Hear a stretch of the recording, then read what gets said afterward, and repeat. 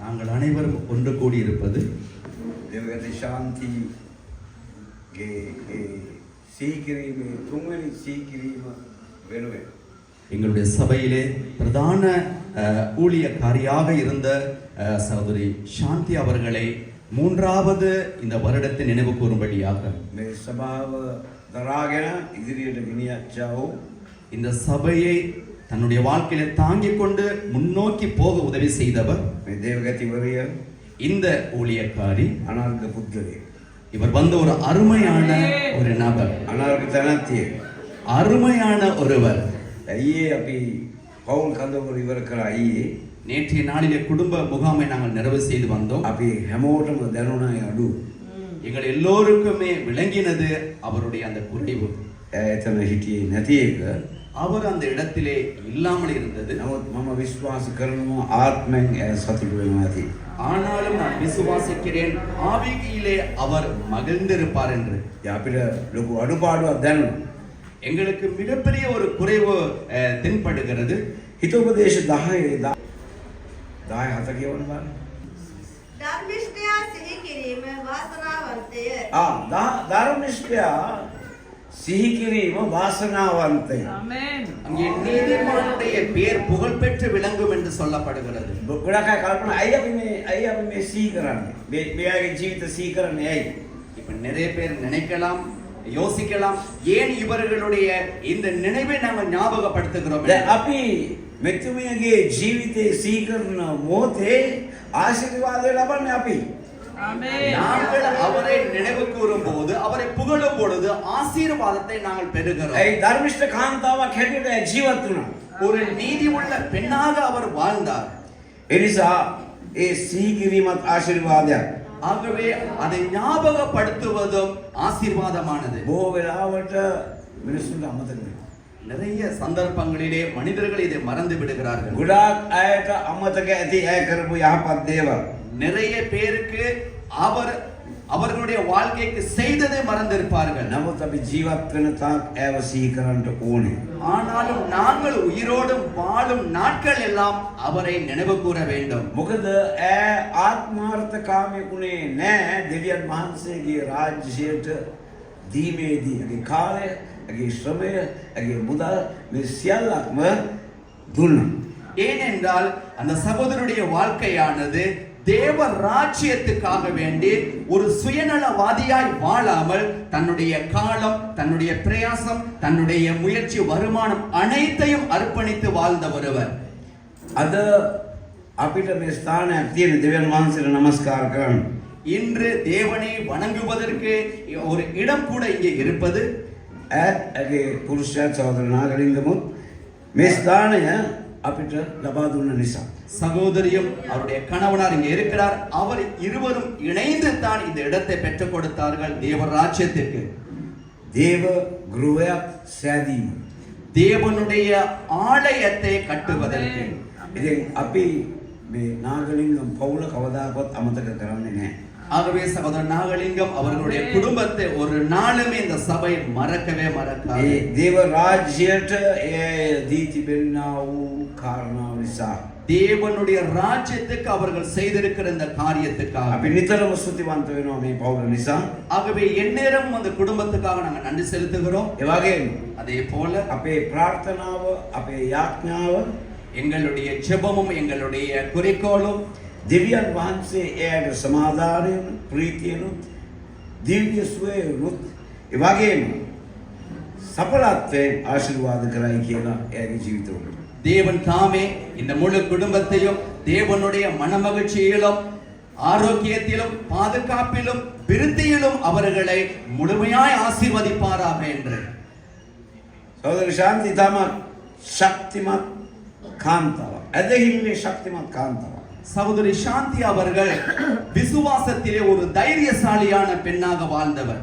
ඒත වශයෙන්ම මේ දෙවියන් වහන්සේගේ මොකද්ද හමුදාවේ ජෙනරල් කෙනෙක් වගේ. தேவனுடைய போர் சேனையிலே அவர் பிரதான ஒருவர் போல வாழ்ந்தவர். ඊයේ මම කලාවත පාලකවරයෙක් සමග කතා කරගෙන ඉන්නකොට நேற்றைய நாளிலே அலாவத்தை பிரதேசத்திலே ஒரு ஊழியம் செய்த ஒருவரை எங்களுடைய போதகர் பேசிக்கொண்டு இருக்கும் பொழுது சந்தித்து ඕකවා පාස්ටර් ඉඳලා හෙට ඉරිදාත් මේ අපිට දේශනා කරලා යන්න මම කිව්වා බෑ.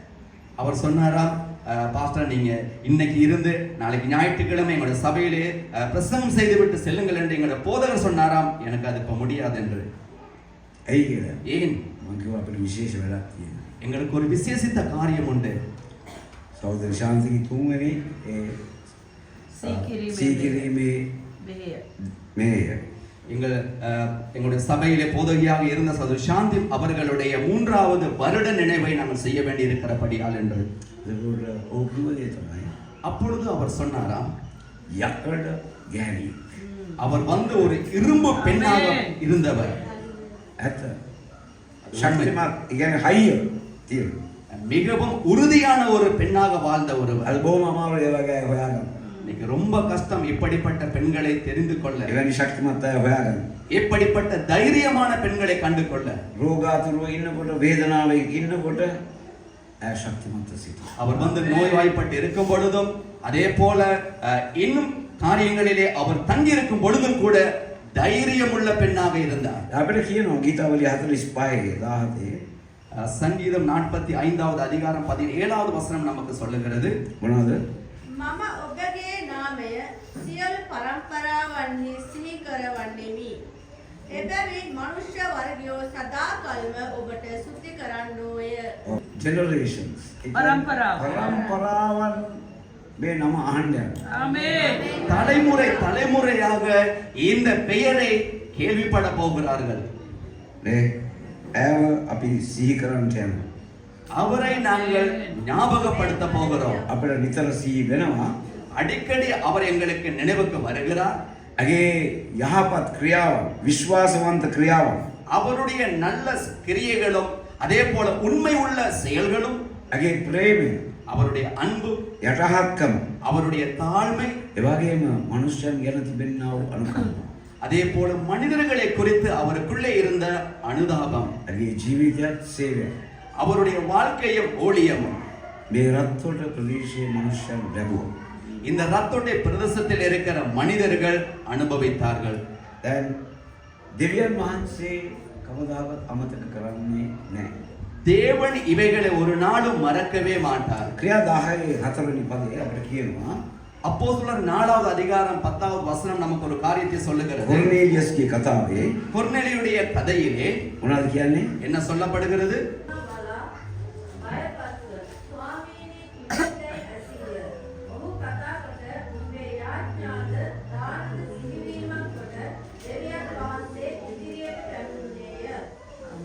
බොහෝ මනුෂ්‍යයන්ට උපකාරයක් වුණා. බොහෝ මනුෂ්‍යයන්ට දානය දුන්නා. බොහෝ මනුෂ්‍යයන්ට කණ්ඩායම් දුන්නා. අධ්‍යාපනයක් නැති ළමයින්ට අධ්‍යාපනයක් දුන්නා. நிறைய மனிதனுடைய வாழ்க்கைக்கு உணவையும் உடைகளையும் படிக்க வசதி இல்லாதவர்களுக்கு அதற்கான உதவிகளையும் தன் வாழ்க்கையிலிருந்து தான தர்மங்களை புண்ணியமாக அவர்களுக்கு செய்தார்.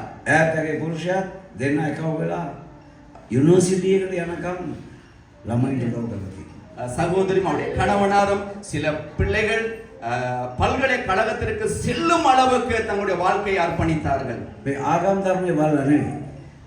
மத ரீதியான பிள்ளைகளை பார்த்து அல்ல. එයා හින්දුද මුස්ලිම්ද බෞද්ධ අදාළ නැහැ උදව් කරලා. எந்த சமயத்தையும் அவர்கள் பார்க்கவில்லை. முயற்சியுள்ள பிள்ளைகளுக்கு தங்களை அர்ப்பணித்தார்கள். බොහෝ කාන්තාවන් நிறைய பெண்கள் එයාගේ ප්‍රශ්න වලින් அவர்களுடைய பிரச்சனையிலே මිදෙන්න උදව් කළා. அதிலிருந்து வெளியே வருவதற்கு உதவி செய்தார்கள். ඒ සමහර අය මම කියලා තියෙනවා මම අද මෙතන ඉන්නේ සහෝදරි ශාන්ති නිසා. சிலர் போதகரிடத்தில் சொல்லி இருக்கிறாங்க, நான் இன்னைக்கு இந்த நிலைமையில் இருப்பதற்கு காரணம் மறைந்த சகோதரி சாந்தி அவர்கள் தான் என்று. දැන් දමිතුත් කිව් சகோதரர் தமிழ் இந்த இடத்திலே சாட்சியாய் சொன்னார். ප්‍රේමණීය මිත්‍රවරුනි, அன்பான நண்பர்களே, දෙවියන් වහන්සේට මතක තියෙනවා. தேவனுக்கு ஞாபகம் இருக்கும். දෙවියන් වහන්සේ සිහි කරනවා. தேவன் அதை நினைவு கூறுகிறார். අපි සිහි කළ යුතුයි. நாங்களும் அதே போல ஞாபகப்படுத்துவது முக்கியம். එයාගේ ජීවිතයත් සේවයත් ආදර්ශ.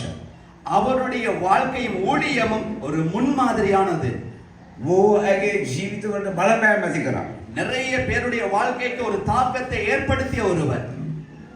ඒ කියන්නේ දෙවියන් වහන්සේගේ වචනය කරුණු කොටගෙන தேவனுடைய வார்த்தையின் மூலமாக වචනය තදින් විශ්වාස කළා. தேவனுடைய வார்த்தையை அவர் அதிகமாய் விசுவாசித்த ஒருவர். දෙවියන් වහන්සේගේ ආත්මය විශ්වාස කළා. தேவனுடைய ஆவியானவரை விசுவாசித்த ஒருவர். සදා කාලය විශ්වාස කළා. நித்திய காலத்தை விசுவாசித்த ஒருவர். කාලයකට නෙවෙයි. தற்காலத்துக்கு மாத்திரமல்ல, බොහෝ අයගේ ජීවිත සදා කාලයටම වෙනස් කරා. நிறைய பேருடைய வாழ்க்கையை நித்திய காலத்துக்காக மாற்றினார். සුභාරංචිය යහපත්කම බෙදා ගැනීමට නිතර යොසුරු. சுவிசேஷத்தின் நற்தன்மையை எந்நேரமும் சொல்வதற்கு முயற்சி செய்தார். අද ඔබ මෙතන ඉන්නේ நீங்கள் இந்த இடத்தில் இருப்பதற்கு காரணம், මේ බොහෝ අය සමහර දුර ඉඳලාත් ඇවිල්ලා ඉන්නවා. ඒ අය ඉන්නේ ඇයි? ඒ අයගේ ජීවිතවලට දුන්නා වූ ප්‍රේමයක් කරුණාවක් නිසා. நிறைய பேர் அதிக தூரத்தில் இருந்து கூட இந்த இடத்துல சமூகம் வந்திருக்கிறீங்க. அவர்கள் இந்த இடத்துக்கு வருவதற்கான காரணம் அவர்களுடைய வாழ்க்கைக்கு தன்னுடைய வாழ்க்கையிலிருந்து வழிகாட்டிய ஒருவர். එනිසා ஆகவே දිව්‍යන් වහන්සේ தேவனானவர் ඇගේ ජීවිතය තුළින් அவருடைய வாழ்க்கையிலிருந்து බලවත් දේ வல்லமையானதை කළ බව අපිට සාක්ෂි තිබෙනවා. செய்தார் என்று எங்களுக்கு முன்னாலே சாட்சி இருக்கிறது. බොහෝ අවස්ථාවන් වලදී අපි කතා කරනකොට நிறைய வேளைகளிலே அவரை பற்றி நாங்கள் பேசும் பொழுது, අසනීපේ ඉන්නකොට அவர் நோய்வாய்ப்பட்டு இருந்த பொழுது කිව්ව කාරණාවක් තමයි அவர் சொன்ன விடயம்தான், මම බය නැහැ. நான் பயமில்லை, මම දන්නවා මම කොහෙද යන්නේ කියලා. நான் அறிந்திருக்கிறேன் நான் எங்கே போகிறேன் என்று. යේසුස් වහන්සේ සමග මම ඉන්නවා. இயேசு கிறிஸ்துவோடு கூட நான் இருக்க போகிறேன் என்று. උන්වහන්සේ මා සමග ඉන්නවා. அவர் என்னோடு இருக்கிறார். යෝහන් 14:3 අපි කියමු. யோவான் 17வது அதிகாரம் 3வது வசனத்தை வாசிப்போம். මේක තරයි විශ්වාස කරනවා. இந்த வசனத்தை அதிகமாய் விசுவாசித்த ஒருவர், යේසුස් වහන්සේ ඇයට ස්ථානයක් පිළියෙල කර තිබෙන බව. இயேசு கிறிஸ்துவானவர் அவருக்கு ஒரு ஸ்தானத்தை ஆயத்தப்படுத்தி இருக்கிறார் என்பதை குறித்து.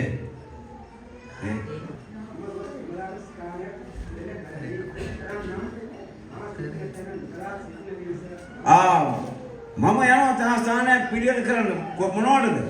நான் சொல்லுகிறேன், ஒரு ஸ்தானத்தை படுத்த எதற்காக? මා සිටින තැන නුඹලා සිටින පිණිස. நான் இருக்கும் இடத்திலே நீங்களும் இருக்கும்படியாக என்று. සූදානම් වුණා වූ මනුෂ්‍යයන්ට වෙන් කර තිබෙන ස්ථානයක් තමයි ස්වර්ගය. ஆயத்தமா இருக்கிறவர்களுக்கு ஆயத்தப்படுத்தப்பட்டிருக்கிற ஒரு இடம் தான் பரலோகம். අපිට ජීවිතයට බය නැතුව, මරණයට බය නැතුව, අනාගතයට බය නැතුව ජීවත් වෙන්න පුළුවන්කම දුන්නේ උන්වහන්සේ. ஆகவே நாங்கள் வாழ்க்கைக்கும் மரணத்துக்கும் அதே போல எதிர்காலத்துக்கும் கூட பயமில்லாமல் வாழக்கூடிய ஒரு வழிகாட்டியை கொடுத்தவர் அவர். නිතර මේක බෙදාගත්ත මනුෂ්‍යයන් සමග. என் நேரமும் தன்னுடைய வாழ்க்கையிலிருந்து இதை பகிர்ந்து கொண்டார் பிறருக்கு. ඉතින් මට අහන්න තියෙන එක කාරණාවයි. ஆகவே ஒரு கேள்வியை நான் கேட்க வேண்டி இருக்கிறது. ඔබ ලෑස්තිද? நீங்கள் ஆயத்தமா இருக்கிறீர்களா? දැන් මරුණොත් ඔබ කොහෙටද යන්නේ? இப்போது நீங்கள் மரித்து போனால் எங்கே போவீர்கள்? කොහෙද යන්නේ? எங்கே போவீர்கள்? අවස්ථාවක් අද. இன்றைக்கு அதற்கான ஒரு சந்தர்ப்பம். තමාගේ ජීවිතයේ දෙවියන් වහන්සේට බාර දෙන්න. உங்களுடைய வாழ்க்கை தேவனுக்கு ஒப்பு கொடுப்பது. අපි නැගිට සිටිමු. நாங்கள் யாவரும் எழுந்திருப்போம்.